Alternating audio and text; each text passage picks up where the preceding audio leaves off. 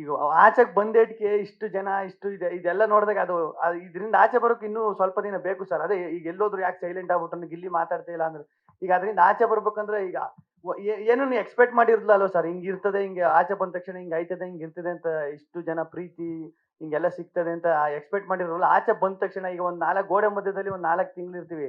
ಈಗ ಆಚೆ ಬಂದ ತಕ್ಷಣ ಅದನ್ನ ಇಲ್ಲಿಗೆ ಪ್ರೆಸೆಂಟ್ ಬರ್ಬೇಕಂದ್ರೆ ಇನ್ನೂ ಸ್ವಲ್ಪ ಟೈಮ್ ಬೇಕಾಯ್ತದೆ ಅದಕ್ಕೆ.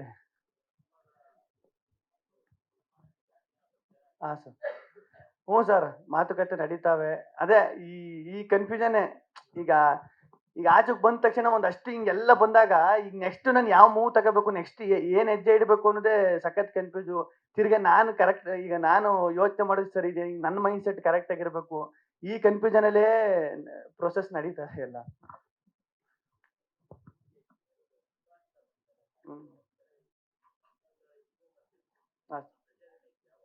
ಏನ್ ಸರ್, ಏನ್ sir? Personal life and professional life ನಡುವೆ ಪ್ರೆಷರ್ ಇದೆಯಾ ಕೇಳ್ತಿದ್ದಾರೆ. ಸರ್ ಪ್ರೆಷರ್ ಅಂತ ಏನಿಲ್ಲ. ಆ, ಏನಪ್ಪಾ ಅಂದ್ರೆ ಅದೇ ಈಗ ಪ್ರೆಷರ್ ಅನ್ನೋದಕ್ಕಿಂತ ಈಗ ಅದೇ ನಾನು ಮುಂಚೆನೆ ಹೇಳ್ದಂಗೆ ಪ್ರೆಷರ್ ಅಂತ ಅನ್ಸಲ್ಲ. ಅದು ಈಗ ಏನಂದ್ರೆ ಒಂದು ಜನರು ಇಷ್ಟೊಂದ್ ಜನ ಇಷ್ಟು ಪ್ರೀತಿ ತೋರಿಸ್ತಾರೆ, ಇದೆಲ್ಲ ನೋಡ್ಬಿಟ್ಟು ಖುಷಿ ಒಂದ್ ಕಡೆ ಆದ್ರೆ ಇದನ್ನ ಹೆಂಗ್ ಉಳಿಸ್ಕೋಬೇಕು, ನೆಕ್ಸ್ಟ್ ಏನ್ ಮಾಡ್ಬೇಕು ಅನ್ನೋದೊಂದು ಇರ್ತದಲ್ಲ ಸರ್, ಅದು ಯಾವಾಗ್ಲೂ ಕಾಡ್ತಾ ಇರ್ತದೆ. ಓಕೆ. ಯಾವ್ದಣ್ಣ? ಆ ಬರ್ಬೇಕಾಗಿರೋ ದುಡ್ಡು. ಇಲ್ಲ, ಅದು ಅದು ಅದಕ್ಕೂ ಒಂದಷ್ಟು ಪ್ರೊಸೆಸ್ ಇರ್ತದೆ, ಅದು ಬರ್ತದೆ.